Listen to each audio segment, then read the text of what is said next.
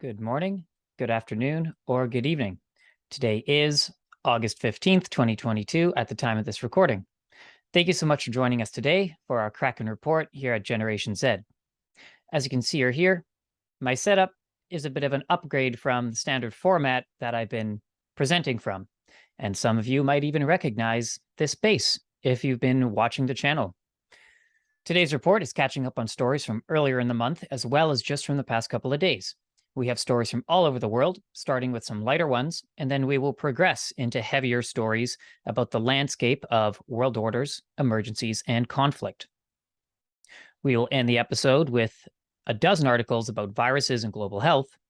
I'm saving these for last to give the audience a break from the relentless narrative. And you can choose to end the video earlier if you wish, if you're tired of hearing about these things.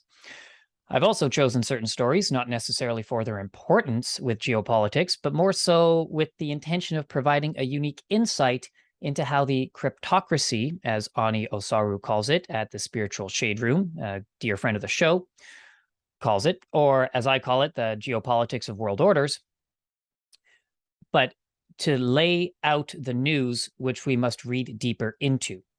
And lastly, before we start, thank you so much to you, the audience at home, for being so supportive with me doing the KRAKEN reports and commenting how much you're enjoying the deeper dives. And so today I will do my best to go a bit more into the insight as well as not being too biased.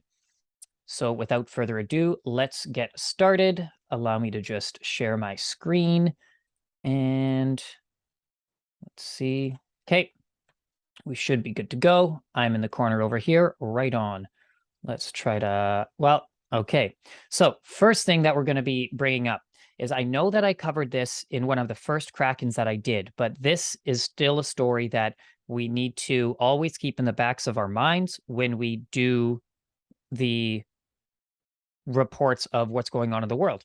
And this article is from July 1st from The Intercept. How the Pentagon uses a secretive program to wage proxy wars. Exclusive documents and interviews reveal the sweeping scope of classified 127E operations. I'm only going to review the very first paragraph of this, just and simply just remember that this is public open source information. So, small teams of U.S. Special Operations Forces are involved in a low-profile proxy war program on a far greater scale than previously known, according to exclusive documents and interviews with more than a dozen current and former government officials.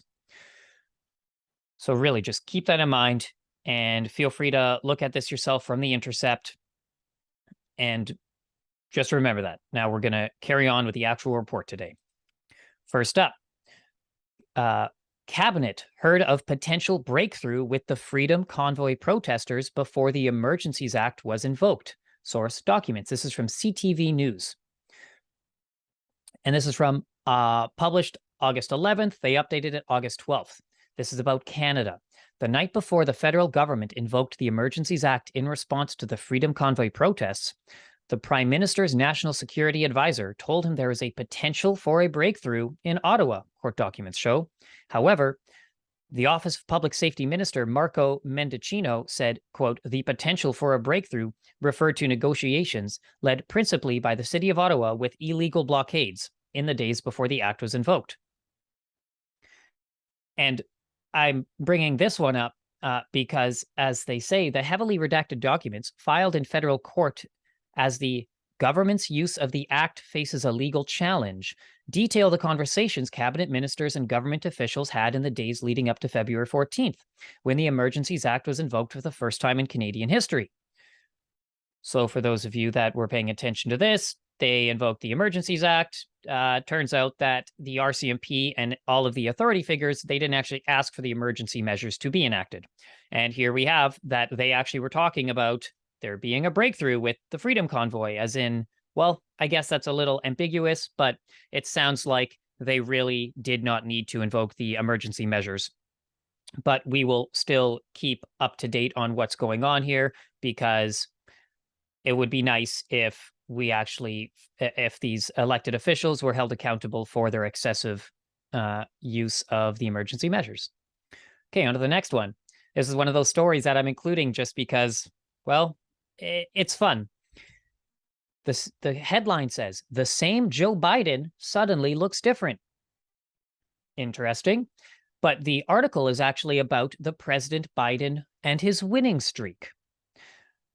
So the article simply says, Joe Biden is no more or less capable a president than he was 2 months ago. His staff is no more or less competent. But suddenly, images of Biden as a feeble septuagenarian atop a mismanaged White House have given way to those of an experienced leader smiling behind aviator sunglasses, whose battle-tested team has delivered on a range of national priorities. A winning streak does that for you. This is, of course, from CNN. So we see that they're referring to his presidency as a winning streak. But what I find interesting about this is the same Joe Biden suddenly looks different, almost as if there's a bit of a subtle hint about the potential of cloning here. And this is an interesting comparison of images between the killed the Al-Qaeda leader, Ayman al-Zawahiri, who was the Egyptian surgeon that the United States launched a drone strike against, and an image comparison of Joe Biden and that individual. I just find that fascinating there. But I won't go too much deeper into that, but simply just reading the headlines and looking in just that alone, looking at deeper analysis of that. Next up, we have Liz Cheney's husband is a partner at the law firm defending Hunter Biden. And this is from the New York Post. Okay, well, that's fascinating. Wyoming GOP rep Liz Cheney's husband is a partner at the law firm now representing Hunter Biden. Philip Perry has worked at Latham & Watkins since 2007 and focuses on white-collar cases, commercial and Supreme Court litigation, according to his company bio. Another Latham partner, Chris Clark, has been representing Hunter Biden since December 2020, but Cheney's husband's involvement at the firm had not been previously known. I guess this kind of just goes to show you that there's certain things, doesn't matter which bird of the feather you belong to, there's still things behind the scenes that you are going to be supportive and involved with. And also just keep in mind that the Biden family is currently on vacation where Hunter is indeed with the family. So wouldn't it be interesting to be a fly on the wall at that family vacation? Next up, we have U.S. Senator Warren blasts the Fed for withholding trading records. This is from August 11th, Al Jazeera. U.S. Senator Warren blasts Fed for withholding trading records. The Massachusetts Democrat, in a letter to the Fed chair, said she is increasingly concerned about, quote, why you continue to withhold key information about Fed officials, quote, end quote, financial trading activity from Congress and the public. Oh, my apologies. That was simply an apostrophe at the end of the word officials to quote that it's plural and possessive. So she is inquiring about the Fed withholding key information about Fed officials' financial trading activity from Congress and the public. Fair point. U.S. Senator Elizabeth Warren rebuked Federal Reserve Chair Jerome Powell for withholding information on trading by central bank officials during the pandemic and said an investigation into the matter by the Fed's Inspector General was troubling. The IG report raises new concerns about the reasons why you continue to withhold key information about Fed officials' financial trading activity from Congress and the public. I'm sure that many of you know the controversy surrounding Nancy Pelosi and her husband and their alleged potential insider trading. So here we have a U.S. senator calling the financial system out. So we'll see what happens. Next up, Reuters journalists in U.S. plan first strike in decades. The employees are planning a 24-hour strike as the company offered a 1% salary hike against 9% inflation. Thomson Reuters Corporation journalists in the U.S. are preparing to launch a day-long strike Thursday, the first walkout in decades among the media company's long unionized staff. And so this was from August 4th. And clearly it's August 15th today, so there's been 11 days since then. I researched this up today, and there's no update on what's going on here. But good. If the writers journalists want to go on strike, good. We will probably be better off without their fact-checking. Just saying. Next up, from CNN, the United States returns looted relics of extraordinary cultural value to Cambodia. From August 8th. Now, if you can see at home, there we've got some sculptures here.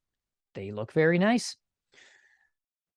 The interesting concept about this story is, as we will see, the antiquities, which had been taken from temples and archaeological sites during periods of civil conflict in the country, entered the international art market via an, quote, organized looting network, according to the U.S. Department of Justice. On Monday, at the time that this was published, the U.S. Attorney's Office for the Southern District of New York hosted a repatriation ceremony for the works, with Cambodia's ambassador to the U.S., Kyo Chia, in attendance. So this is an interesting topic because we learn a little bit about the black market of antiquities and the world of arguably laundering money through selling and buying ancient artifacts. And then as well, here's a clear example of colonialist powers stealing from ancient civilizations and long-established cultures. It's good to see that they're returning these artifacts. But this just goes to show you that here we're only looking, this is just mainstream, so it's only a little bit, as this final paragraph says, quote, we know that this problem goes much further, much deeper than the activity of one man.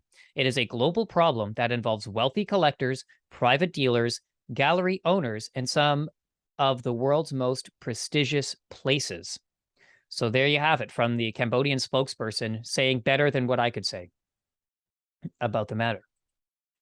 Next up, from The Guardian. Number 10 admits Johnson will be only contacted if urgent while on holiday. Prime Minister believed to be in Greece on second summer break in 3 weeks amid zombie government accusations. What on earth does that mean? Zombie government accusations. As the article says, Downing Street has admitted that Boris Johnson will not be working on his holiday unless he is needed urgently, after he faced criticism for taking a second break abroad within 3 weeks amid the energy crisis. In his absence, 2 large removal lorries turned up in Downing Street on Monday, fueling expectations that he is likely to spend little further time in number 10. I guess that's the name of their parliament or the place where the prime minister resides. The prime minister is entitled to take furniture and fittings that he paid for in his refurbishment of his number 11 flat, theoretically included the Lulu Little gold wallpaper that was initially funded by a Tory donor. Okay, I don't really know why I shared that part of the article, but whatever. So this one is interesting because, as we've already reported, Biden is on a vacation and Trudeau is on a vacation. Are they really all on vacation going to separate places? Well, you never know. But I'm sure that they're stressed out and they do need a break from all of it, so I'll cut them some slack. Next up, also from The Guardian. Chinese President Xi Jinping expected to visit Saudi Arabia next week. The planned gala reception is in stark contrast to the low-key audience afforded Joe Biden in June, as ties between China and the kingdom grow closer. This is from August 11th. That's pretty significant. This is one of the kind of the landscape, the foundational landscape of the geopolitics of world orders, with China getting cozier to Saudi Arabia, as Saudi Arabia and the United States seem to be drifting more and more apart. And exactly as this article says here, like I just said, China and Saudi Arabia have been growing closer over 2 decades, but ties have deepened as Prince Mohammed accumulated power in the kingdom from 2016 onwards. Riyadh has defended China's treatment of its Uyghur Muslim minority and Hong Kong's draconian national security law, placing it at odds with the US on key human rights issues. Right. Well, this is interesting, and we just have to stay tuned, and I look forward to reading about what goes on between China and Saudi Arabia. Especially, I hope that it kind of brings down the oil prices here in Canada, because they are very high still. They've gone down a little bit, but it would be nicer to just be able to travel and not have to spend so much money. Next up, now this is a story that I was monitoring for a few days here because I am in Canada, and I found it very fascinating. And this is finally the instead of reporting the day-to-day stuff, I wanted to wait to see how it was kind of ending up. And here it is. Senegalese embassy challenges reports on diplomat beaten by the Quebec police as false. So the diplomat from the African country of Senegal was beaten up by police in Quebec. Originally, the Quebec police said that the diplomat bit police officers and warranted them beating her up. But then turns out that Senegal says that that was not true. So let's look at the article here. The Senegalese embassy in Ottawa has come to the defense of one of its diplomats allegedly beaten by police in Quebec, characterizing a provincial rental board ruling against her as one-sided and asserting media coverage of the case has distracted from harms she purportedly faced. The embassy released a statement on Twitter on Friday questioning media reports based on court documents ordering Nyang Umu Kalsum Sal to pay a former landlord more than $45,000 for damage to a furnished home she occupied. It was noted that the media reported false and shocking information on her, the release stated. However, the interested party was a victim in her home of inadmissible police brutality in the presence of her underage children, which including one with special needs. Kalsum Sal, a first counselor at the Embassy of the Republic of Senegal in Ottawa, was detained and allegedly beaten on August 2nd in Gatineau, Quebec, across the river from Ottawa. Gatineau police said they arrested a woman with diplomatic status after she allegedly hit a police officer in the face, adding she was tackled to the ground after allegedly biting another officer. The Senegalese Ministry of Foreign Affairs has said the diplomat had to be hospitalized after being handcuffed and beaten by police. Okay, so like first up, like right off the bat, like whatever, like diplomatic immunity, I guess that's not a thing. There's also an unfortunate reality with police authority in Canada, and unfortunately, especially in Quebec, targeting non-white, non-French-speaking people. So here's a clear example of kind of the disparity in how certain individuals are treated, but it is really shocking that the police in Canada treated such a diplomat this way. Moving on. Austria commits to neutrality even as Russia destroys Ukraine. Neutrality remains popular domestically in Australia, which has sent humanitarian assistance and non-lethal weapons to Ukraine. Okay, well, not going to read more into that, simply just bringing the attention that Austria is staying neutral. However, they are still sending humanitarian assistance to Ukraine. It would be really interesting, actually, and maybe I'll look this up for a future episode of just seeing to kind of catch us all. I've been deliberately avoiding the day-to-day stuff of Russia-Ukraine, as like we can see here. Keep reading. Ukraine-Russia war, list of key events. Sorry, day 173. Well, I don't think our audience needs to be up to date on that. We can pretty much do a big summary of that. Maybe I'll do that in a future episode, the same way I did to monkeypox. And we can look at a world map of where countries, kind of like how world countries view what's going on there. But anyway, let me just grab some water here. Thank you.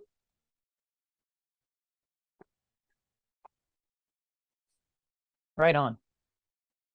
So next up, the U.S. Senate ratifies Finland and Sweden's NATO Ascension. This is a Russia-Ukraine war update. This is from August 4th. The Senate votes 95-1 in favor of Finland and Sweden joining NATO, making the US the 23rd of the 30 member states to approve. I just wanted to get a closer look at those maps, because actually that's another thing that I really like to study is maps. Flags. Those aren't maps; those are flags.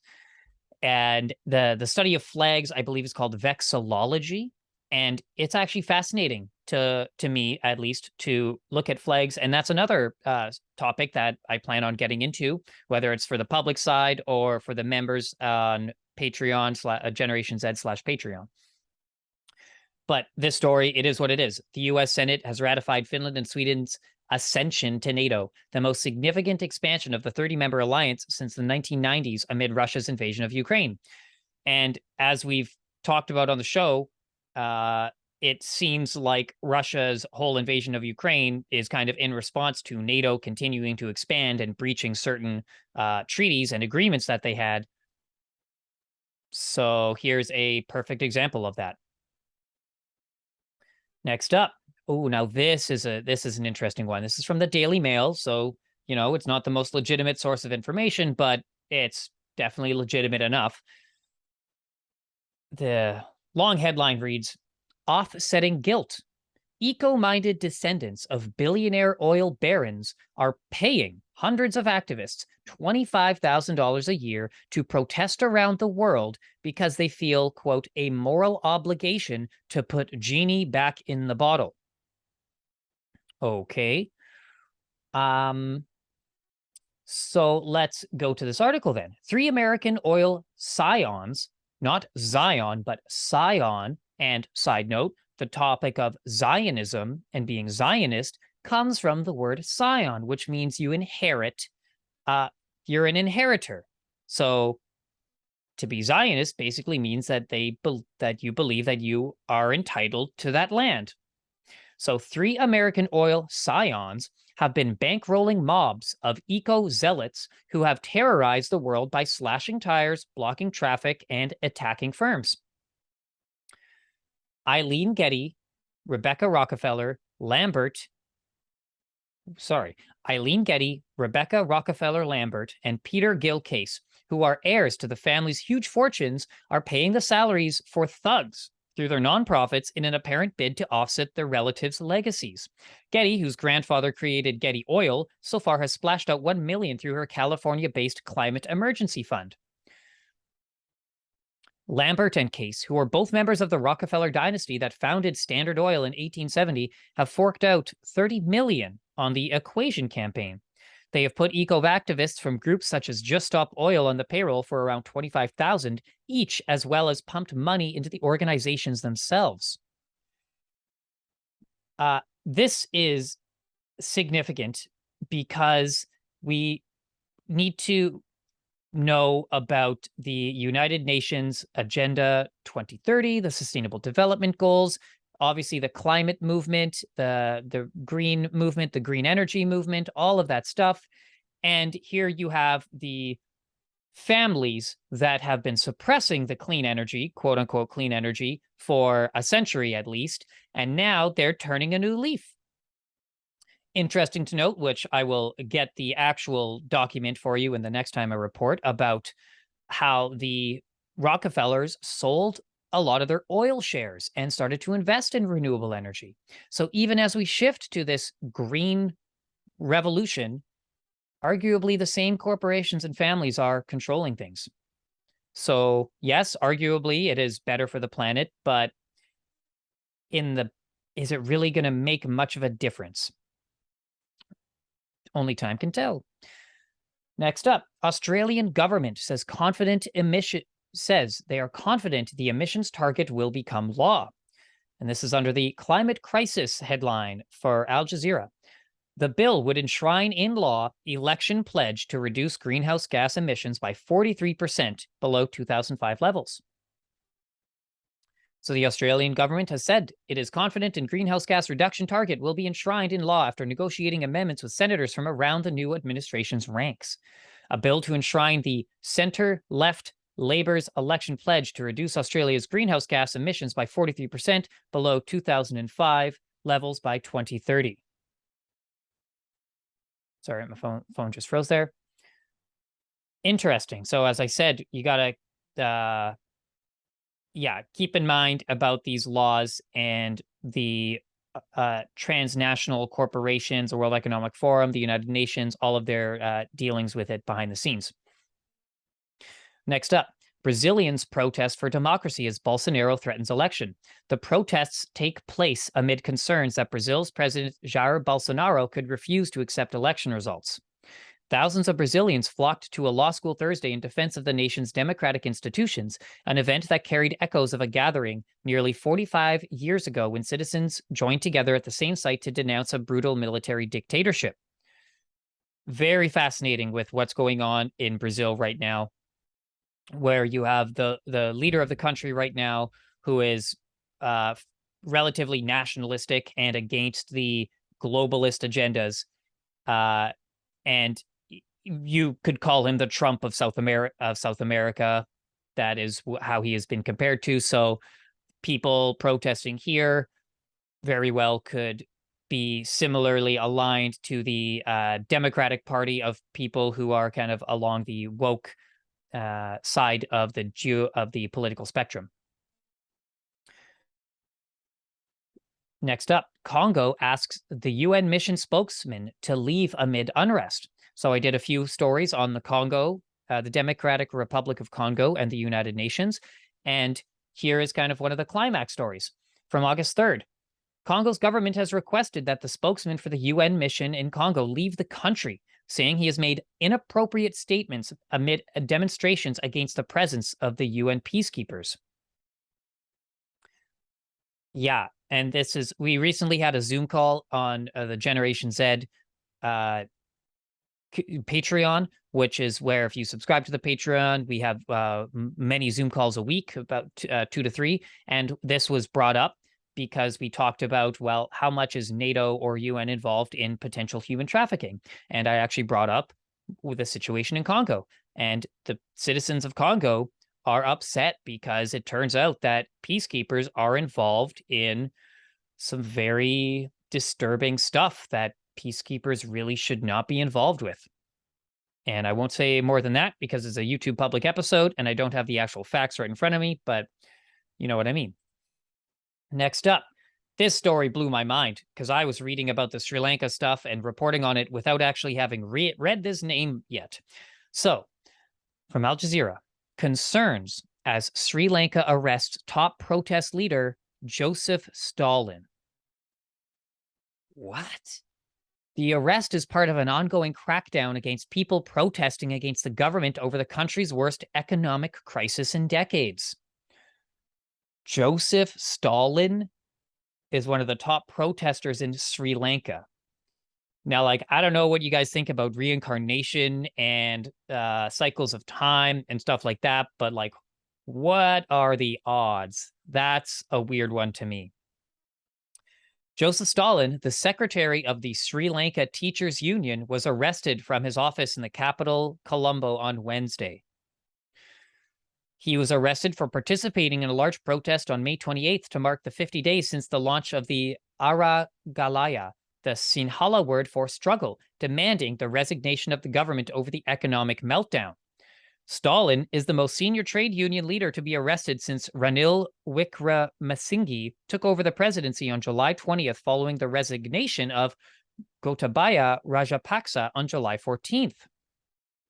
And as we know, the International Monetary Fund is deeply entrenched in this. The World Economic Forum is deeply entrenched in this. The leaders were trying to push the Build Back Better, the Great Reset, all that stuff. And now I wonder, is Joseph Stalin gonna be like, is he also a part of that? Is this controlled opposition, or is it just a name? Weird, but anyway. If we got any friends of the show that are in Sri Lanka that could give some insight into what's going on here, please.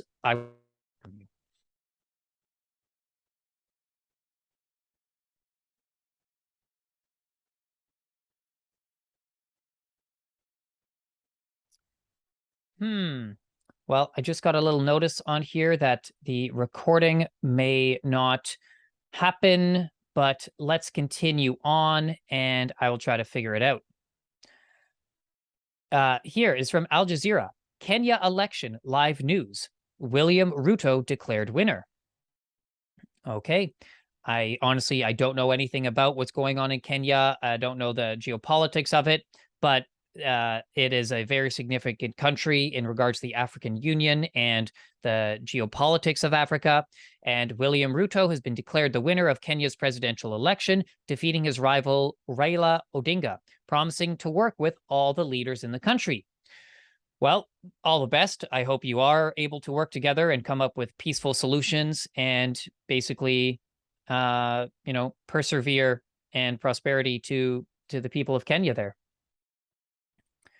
Next up, Peru Prime Minister resigns as investigations target President Castillo. Peruvian Prime Minister Anibal Torres suddenly resigned on Wednesday morning amid widening criminal probes centered on President Pedro Castillo, who has grown increasingly isolated after 1 year in office.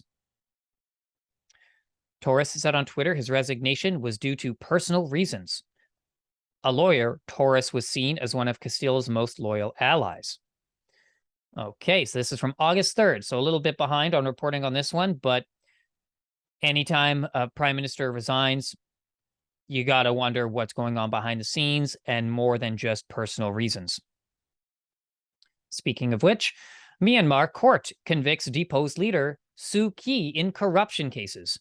Suu Kyi already serving 11-year jail term in other charges brought by the military, which deposed her government.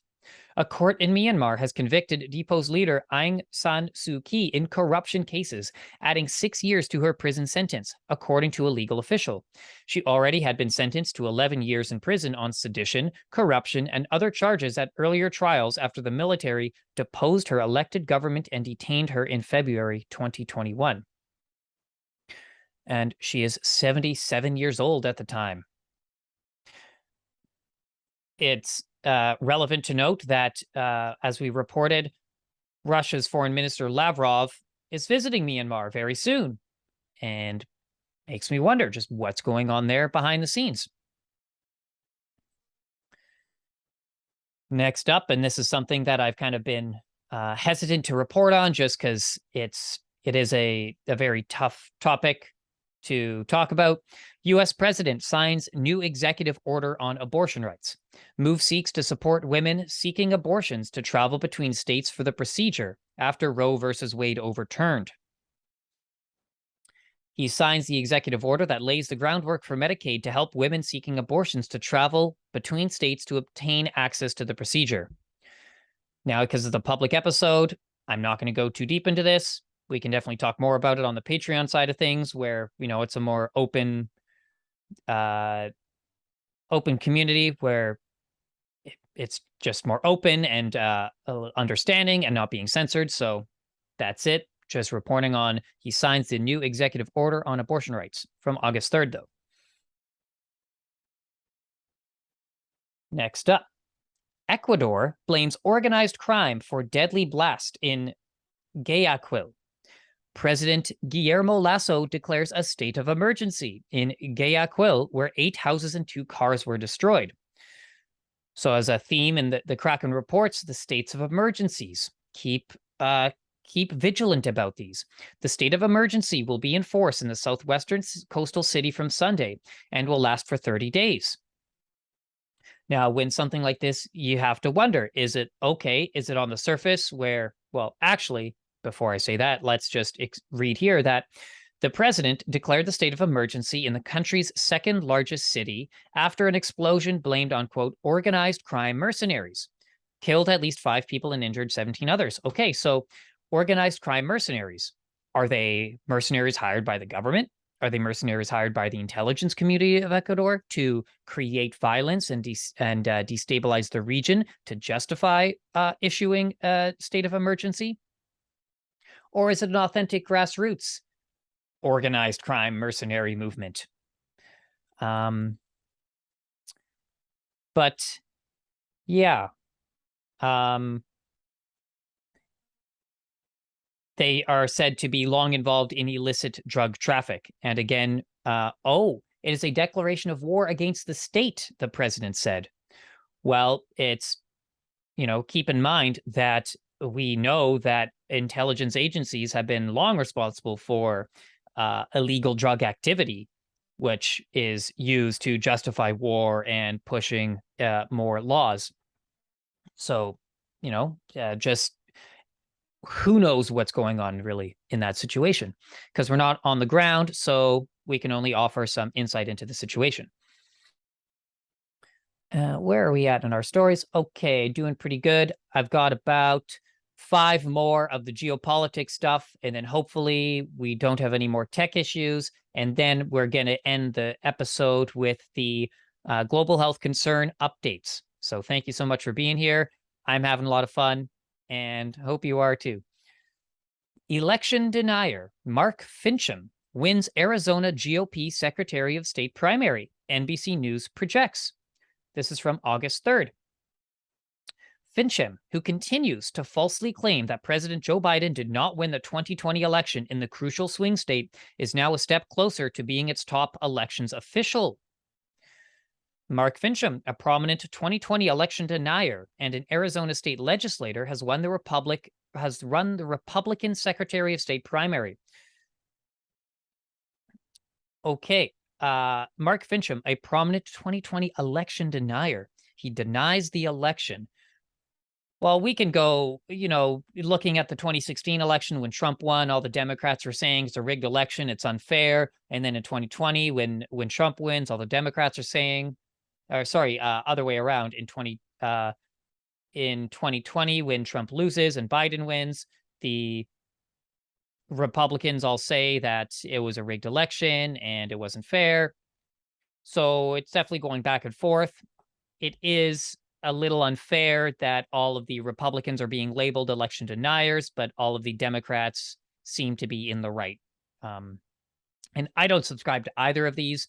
I really, I won't say I'm apolitical. I definitely do have certain views, but I don't subscribe to either the, well, firstly, I'm Canadian, so I don't subscribe either to the Democrat or Republican platforms. It would be more so liberal or conservative, but I kind of feel like the deep state has its tentacles all throughout all main political parties. So, let them squabble. Next up, we have Mali says soldier death toll in Tessit attack has risen to 42. Mali has blamed the attack in the rest of central region, which drones and explosive-laden vehicles. This article catches my attention for 2 things. First, the country of Mali, which is home to the Kingdom of Mali, which is one of the richest kingdoms in all of history in previous civilizations, not currently. But Mali is also where the Canadian UN peacekeepers are very active, and yet there's still so many deaths and so much conflict. I wonder what the peacekeepers are really doing there. Second, I want to bring up that the number 42 is about Jupiter, symbolically and numerically. So that's a fascinating one. I wonder if anything's going on that correlates between Jupiter's involvement in the astronomy world and Mali and these events, because that's kind of the stuff that we go into with the cryptocracy analysis of mainstream news. You look at the numbers and you look at the geographical locations and you look at what the numbers really mean. And it just provides some deeper insight into what is going on.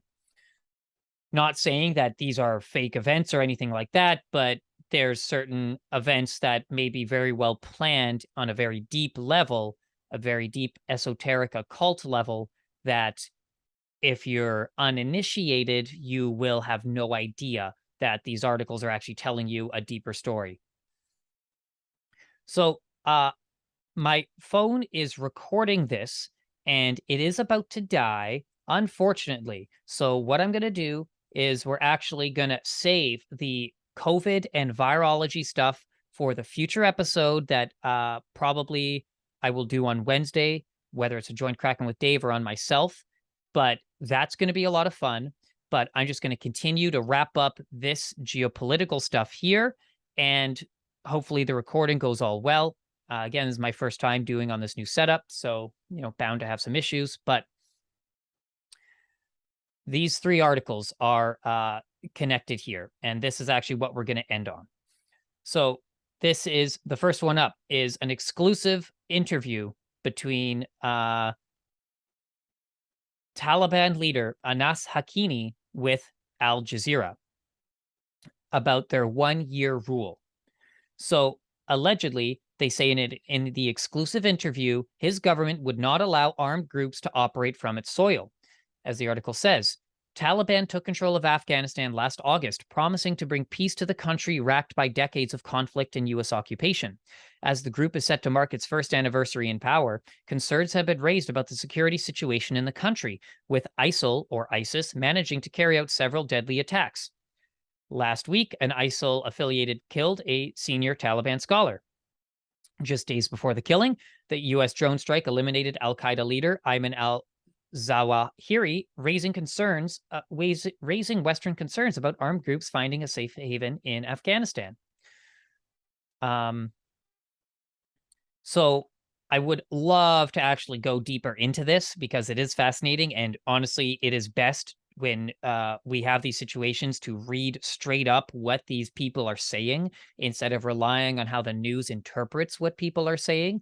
But this is an example that I just wanted to bring your attention where, okay, I get it that certain people are labeled as bad and all that, but it's interesting to just read their perspective and understand where they're coming from so that we're able to critically think about what situations are really happening around the world. And okay, so just wanted to bring that to our attention. The final two that we're covering here. Taliban celebrates Victory Day as Afghans face economic crisis. Afghanistan marks a turbulent year that saw the economy collapse, women's rights crushed, and a humanitarian crisis worsen. The Taliban marked the first, so from August 15th, the Taliban has marked the first anniversary of its return to power in Afghanistan as its members celebrated a day of victory, chanting slogans next to the former U.S. embassy in the capital, Kabul. Exactly a year ago, the group captured Kabul after a nationwide lightning offensive against government forces, just as U.S.-led troops were ending 2 decades of intervention in a conflict that cost tens of thousands of lives. So we're at the year anniversary of this. Okay, and as this next article goes on, this is what we're ending today's report on here. As the West puts Taliban on hold, Kabul eyes future in China and Russia. The killing of al-Qaeda leader in Kabul will add to mistrust between the Taliban and the West, prolonging the group's diplomatic isolation. Of course, Monday marks a year since the Taliban took control of Afghanistan after almost 20 years of U.S. occupation. Meanwhile, the Taliban's international isolation has not helped its cause.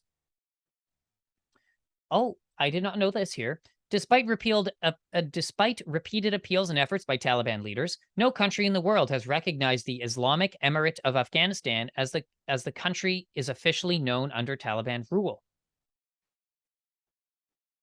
But what I want to bring up with this article is how it is important, as the article says, it is important to examine how non-Western countries approach the Taliban government. Several of Afghanistan's neighbors, including China, Pakistan, and Iran, have accepted Taliban diplomats, along with Malaysia, Qatar, Saudi Arabia, Russia, and Turkmenistan. In fact, Ashgabat, Beijing, Islamabad, and Moscow have even formally accredited Taliban-appointed diplomats, underscoring how the Taliban's international isolation is relative. Okay, so let's see here. Where are we at? I'm going to stop sharing my screen.